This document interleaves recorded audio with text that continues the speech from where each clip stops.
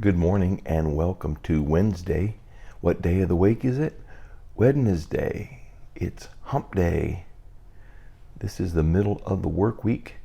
This is the day that everybody believes if I can make it through today, I have fewer days left than the days I've experienced in this week, and I think I can make it. For those of us that remember this is a 7-day week, actually Thursday's the middle of the week. And we still have one more day till we hit that hump. Whatever it takes to get through, I'll leave that up to you. But here we are. We're in the book of Hebrews chapter 11. And as I began digging into this and sharing last night in Truth Seekers, I figured out we could only get through 19 verses. There was just some things we needed to stop and look at. It's like going on a museum tour, or a natural art history museum or something, or a natural or an art museum or some sort of display, and you get into the details of it and realize we're taking some extra time here at this spot, and that's exactly what we did last night. And so we got through 19 verses. We proceeded through 19 verses of Hebrews chapter 11, which means Hebrews chapter 11, it's such a pivotal chapter of the book. You can make an argument for every chapter that way, I suppose, but this is full of a lot of names and instances that as the writer of the book of Hebrews, or the letter of Hebrews, or the one who would be inspired to speak to the Hebrew believers very deeply about some issues that were at stake, he goes through their history that instantly, when he calls somebody's name, they would put chapter and verse together and remember the details of that person's life. Somebody who would be called a hero of faith or a champion of faith. Somebody who has this reputation that they lived for God, believed God, trusted God. That's a great epitaph to follow you, that somebody could say of you or of me. All I know about them is they trusted God.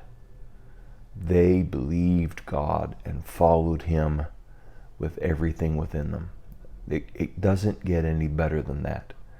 So let's look at just 2 verses. Already this week we've covered up through chapter 11, verse 12.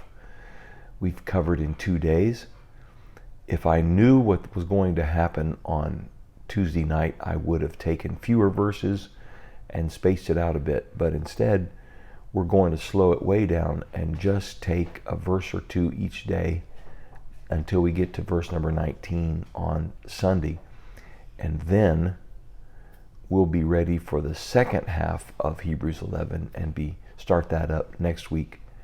Monday and Tuesday's devotionals will just feature a few verses, more than today, but certainly fewer than what we did on Monday and Tuesday. And it'll all even out as we finish out the 11th chapter. And with that little bit of introduction, or a whole lot of introduction, let's jump in. He's already listed a few people. He's listed Noah and Enoch and Abraham. These are, back up. Abel, who died at the hands of his brother over a relationship with God squabble. It wasn't Abel who was squabbling. It was Cain who was angry because he had violated God's sacrifice system and thought that God should be happy with him anyway. And you know what?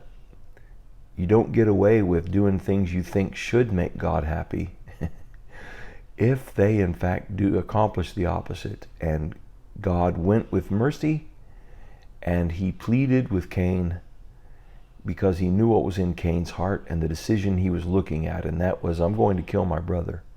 I'm going to take him out. He's the problem. If I take him out, then things will be okay between me and God.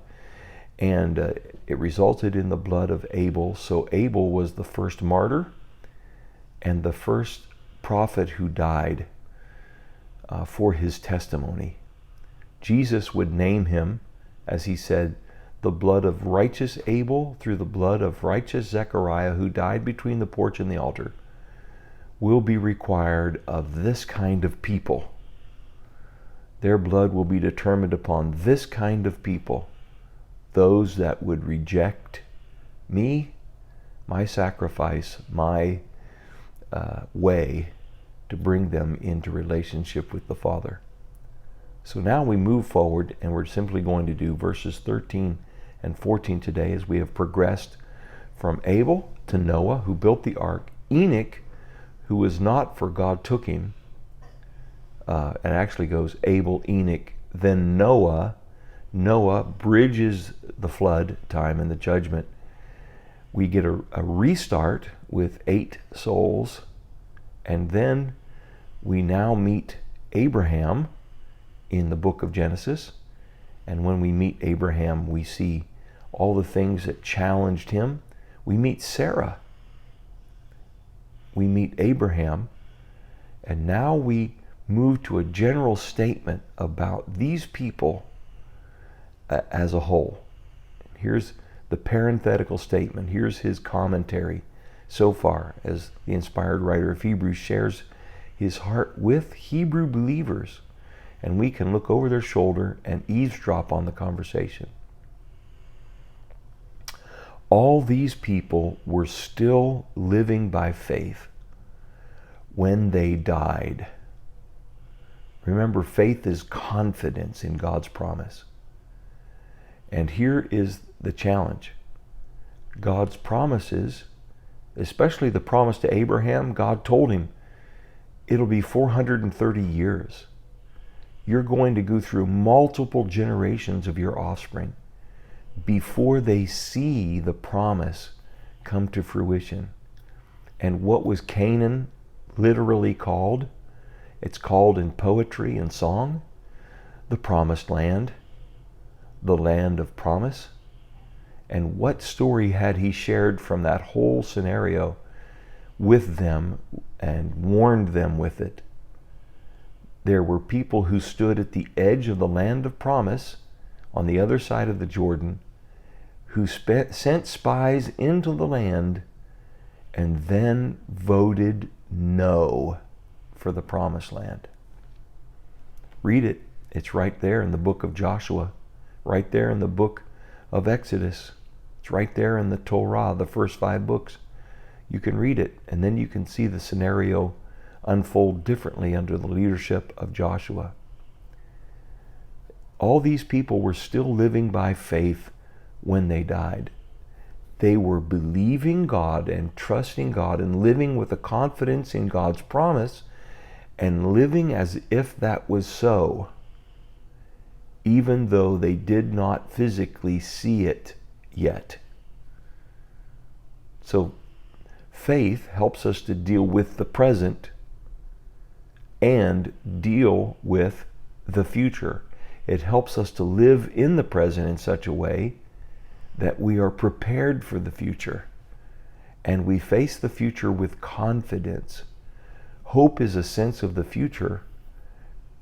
Faith is the confidence to plan and live and deal with things as if it is so, in the present and in the future. They did not receive the things promised. Well, it sounds like God broke his promise, right? No. They only saw them and welcomed them from a distance. They had something that had happened in their spirit, something that happened down in the depths of their being, of who they were. They caught a glimpse.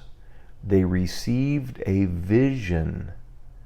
They could see it. It had been communicated to them so effectively and so powerfully that they could see it. They received a vision of it. They had a dream about it. They had it shared with them, and it became alive inside of them. They only saw these things, these promises, and welcomed them from a distance. They knew there was a distance which stood between them and that promise. And they received it, and it's like they reached into the future and lived their present in the light of that future, admitting that they were foreigners and strangers on earth. Here's what the statement they were making. We don't quite fit in here in this present system, in this present shadow land, in this present darkness. We are willing to admit we don't exactly belong here. The rules of this earth and the rules of the principalities of this earth and the cultures and the systems of this earth that have come about because of the fall of Lucifer and millions of unseen heavenly beings, and because of the fall of Adam and Eve and their manifold offspring, and because of the persistence of sin within the family of Noah moving forward, this makes us on the outside. We're outsiders. We don't quite belong. We're foreigners and strangers on earth. And this was their admission.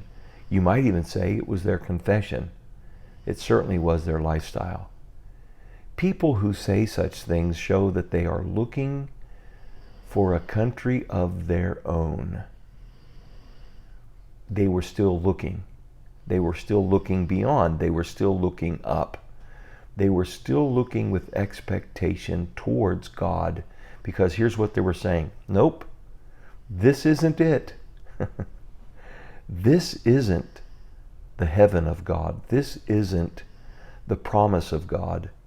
This is the shadow land. This is the darkness. This is a place persisting in its own way and not the way of the kingdom of heaven. When Jesus would come, he would pray, Father, not my will, but your will be done.